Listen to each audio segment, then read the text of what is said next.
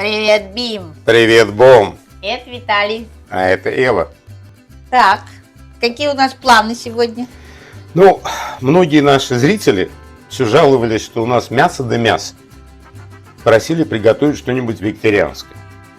И мы сегодня приготовим одно из наших самых любимых блюд, известное всем как икра баклажанная. Икра заморская баклажанная. Мы ее приготовим сразу в двух вариантах. Одна икра из овощей тушеных, а другая из овощей печеных. Моя бабушка называла одну горячей икрой, а другую холодной икрой. Ну, так и сделаем, как говорила твоя бабушка. У нас же в ассортименте не только икра заморская баклажанная. Мы из баклажан много чего можем приготовить. Но сегодня мы порадуем вас икрой. Двумя ее видами. И какая вам вариация больше понравится, то и готовьте. Так, что нам для этого понадобится? Нам для этого понадобятся основные компоненты, которые нужны для любой икры. Холодный, горячий и так далее. Это баклажаны, перцы, помидоры, лук. Все остальное добавляется опционально. Есть зелень дома, значит добавляется зелень. Чеснок, острый перец, масло, уксус и так далее. Это вкусовые предпочтения.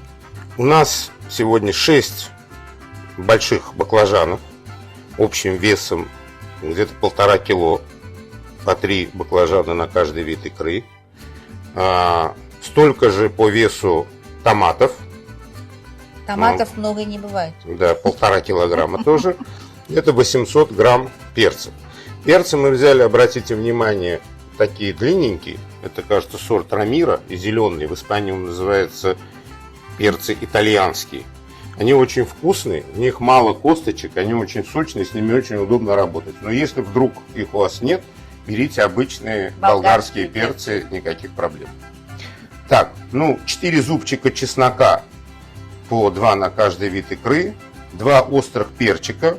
Перчик, естественно, подбирается по своему вкусу, по тому, как вы относитесь к остроте блюда. Обычное растительное масло у нас подсолнечное, без запаха. Уксус мы взяли яблочный, можно брать и обычный уксус, и винный уксус. И для того, чтобы заправить холодную икру, мы взяли масло оливковое экстра virgin. Оно придает дополнительный аромат. Что касается зелени. Зелень можно брать любую. У нас 150 грамм. И здесь у нас кинза, петрушка, укроп и несколько листиков мяты. К сожалению, у нас нет базилика. А в холодную икру очень хорошо класть базилик, особенно красный, хотя бы зеленый. У нас свежего базилика нет, поэтому мы возьмем немножко, чайную ложечку сухого базилика. Да. Ну что, можно начинать процесс? Начнем. Сперва подсаливаем воду. У баклажан отрезаем хвостики, разрезаем их пополам и опускаем в воду. Обычно баклажаны замачивают в соленой воде, чтобы из них ушла горечь. Но не все сорта этого овоща в этом нуждаются. Но лучше не рисковать. Прикрываем тарелкой, чтобы не всплывали. И оставляем минут на 20. А пока баклажаны отмокают, подготовим другие ингредиенты. Лук нарезаем мелкими кубиками. У нас 2 луковицы, примерно по 200 грамм каждая. Кладем в 2 отдельные емкости, так как одну часть мы будем обжаривать, а другую используем в сыром виде. Вторую луковицу нарежем как можно мельче. Лук мы будем использовать сырым, так что лучше, чтобы кусочки были поменьше.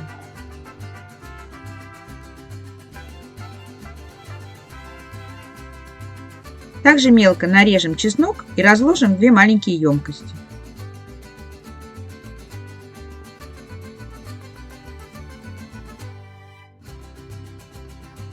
Всю зелень также мелко нарезаем и собираем в одну миску. Ее позже мы поделим примерно на 2 части. С томатами и перцами разберемся чуть позже. Начнем с икры тушеной.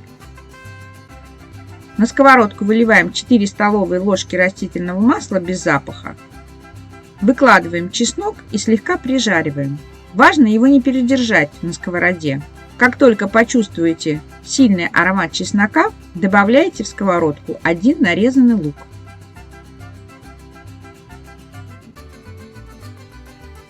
Итак, дорогие друзья, Пока у нас лук с чесночком тушится, мы займемся баклажанами и перцами. Помидоры мы оставим на потом, потому что помидоры быстро. в последний момент, они готовятся по-другому. Значит, смотрите. Перцы пока ждут, баклажаны уже отмочились. Вся горечь из них вышла. Мы берем каждый баклажанчик. Вот так вот его выжимаем максимально. И убираем в сторонку. Мы с тобой 6 половинок положим в духовку, предварительно обработать. Остальные 6 половинок мы с тобой будем тушить на сковороде. Соответственно, нарезка у них будет совершенно различная. И сейчас мы вам все это покажем. Правильно? Да. Давай. Выжили, Знаешь, я тоже помогу. поучаствуй. Поучаствую в процессе. Выжимать-то я умею. Участвуй. Приложи силушку богатырскую. Все.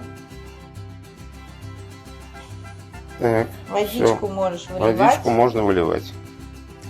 И можем приступать к закладке баклажан для дальнейшего тушения и дальнейшего запекания. Да. Внутреннюю часть баклажан нарезаем на квадратики, стараясь не повредить шкурку.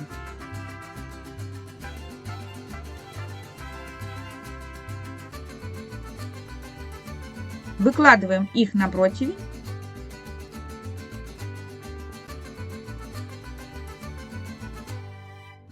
Солим, перчим. Слегка сбрызгиваем растительным маслом. Перцы разрезаем на 2 половинки. Очищаем от семечек.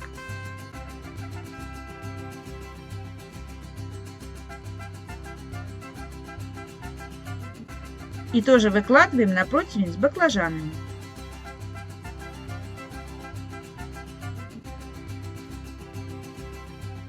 Также солим, перчим, поливаем растительным маслом.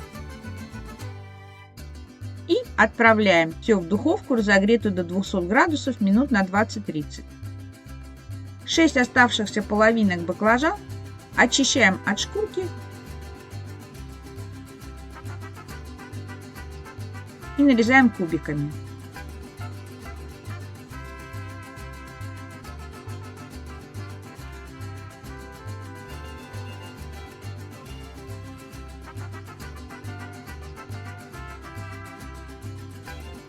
Оставшиеся перцы также очищаем от семечек и нарезаем кубиками.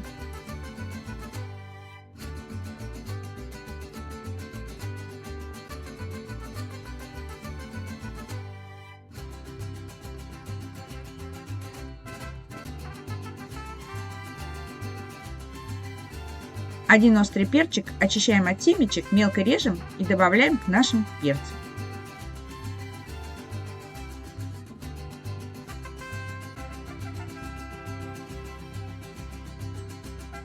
А второй перчик острый нарезаем и откладываем в отдельную емкость. Пока мы занимались нарезкой овощей, лук приобрел золотистый оттенок. Можно добавлять нарезанные кубиками баклажаны. Слегка перемешаем и добавим нарезанные перцы. Все как следует перемешиваем. Заливаем водой примерно 200 грамм, закрываем крышкой и оставляем тушиться на среднем огне минут на 20.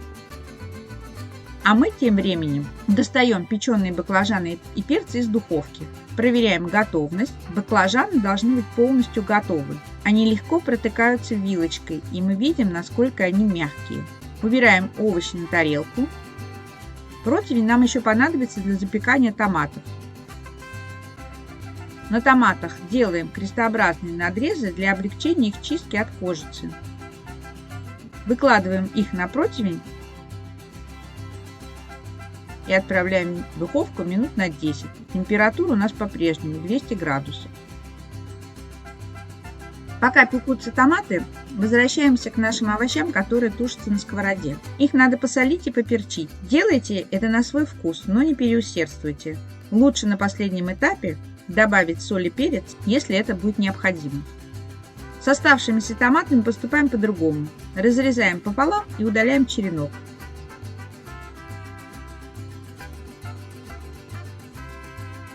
И выкладываем томаты, разрезанные частью вниз, на наши овощи.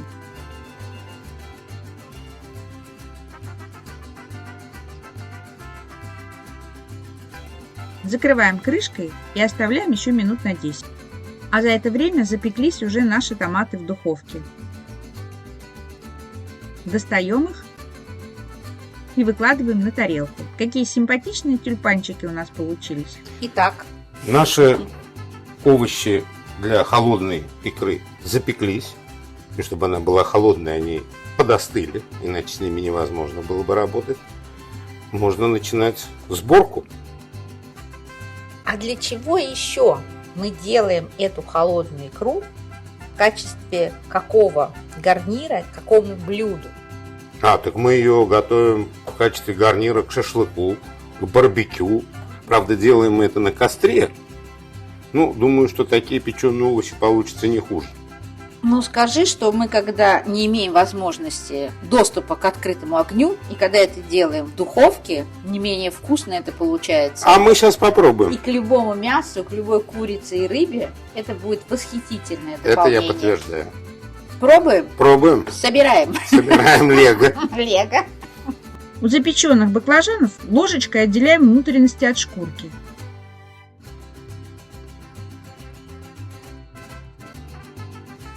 Они хорошо пропеклись, и делать это очень легко.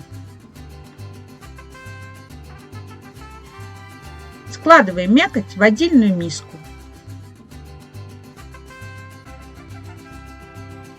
С перцами поступаем так же. Очищаем ложечкой от кожицы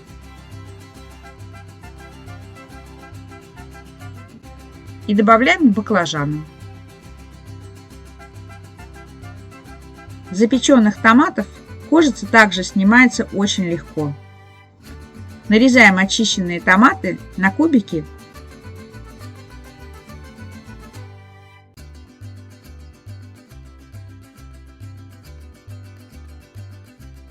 и складываем в ту же миску, где мы уже сложили наши запеченные баклажаны и перцы.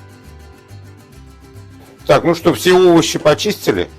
Все печеные овощи мы почистили, мелко порубили. Не обязательно здесь доводить до какой-то такой однородной массы, потому что хочется, когда ешь, почувствовать на зубок каждый кусочек овоща. Поэтому мы крупно все нарезали. И осталось добавить остальные ингредиенты, которые мы подготовили, ну, чтобы довести уже блюдо до полной готовности. Давай. Значит, смотрите, друзья. Баклажаны, перцы, помидоры. Все у нас здесь в нашей мисочке. Мы сюда добавляем лук нарезанный, который мы заготовили. Перемешиваем. Какие запахи пошли, да? Ароматы. Чесночок.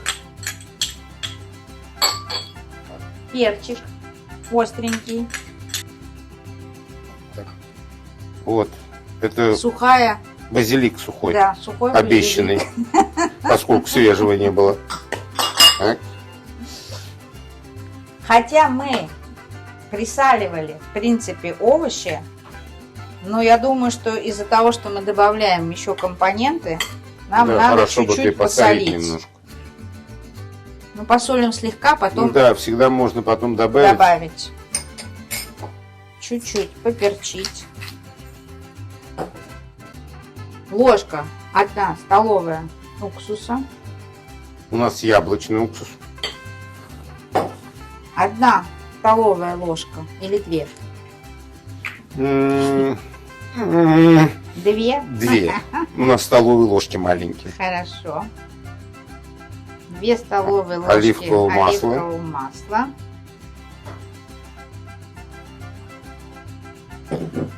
Все еще раз как следует перемешиваем. Так, это я убираю. Не надо.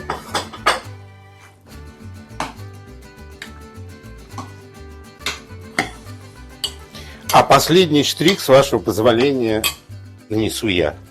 Пожалуйста, художник, творите. Половинка нарезанной зелени. Половинка нарезанной зелени. Совершенно верно. Вот так красиво. Последний штрих. Это очень важно. Мазок мастера. Вот. Шикарно. Мешайте. Спасибо.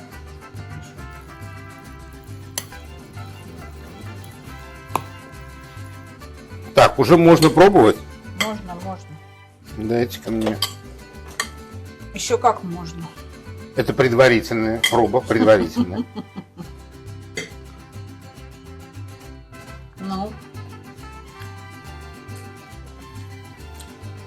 Ну, всего достаточно. Перченая от души.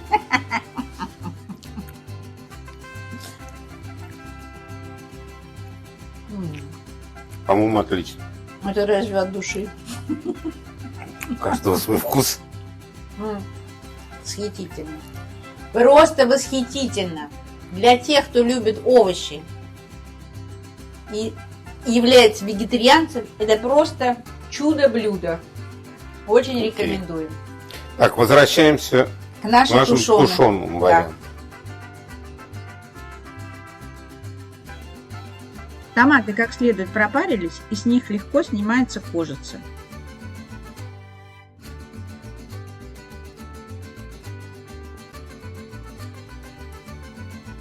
Теперь мы их слегка раздавливаем и смешиваем со всеми оставшимися овощами.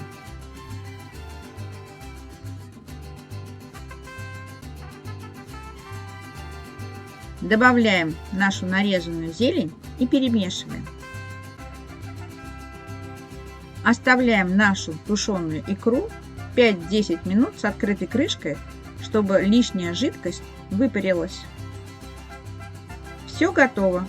Перекладываем тушеные овощи в миску. В принципе, она уже съедобна, но чтобы сделать ее более однородной и нежной, мы пробьем все с помощью погружного блендера.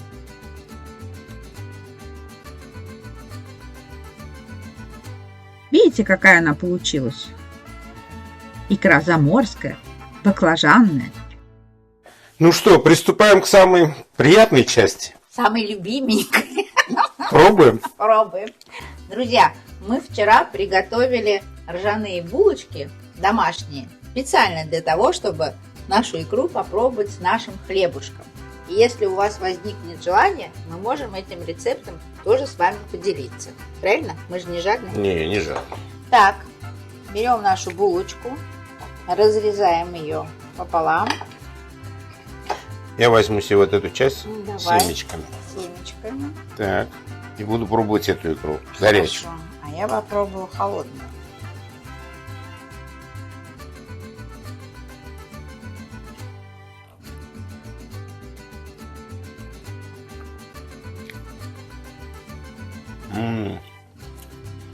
Хорошо, что пробили. Она прямо нежненькая, как заводская погоста. Ну, правда, заводскую делают с томатной пастой, а мы все-таки со свежими помидорами. Но, как видите, цвет вполне получился такой, как должен быть. А я все-таки люблю, когда кусочки овощей очень ярко чувствуются. Поэтому мне холодная икра нравится гораздо больше. Она мне тоже больше нравится. дело Нужно делать. У меня сегодня по сценарию пробовать горячую икру. Ну кто ж тебе мешает? Пробуй на здоровье. Можно, да. Очень вкусно.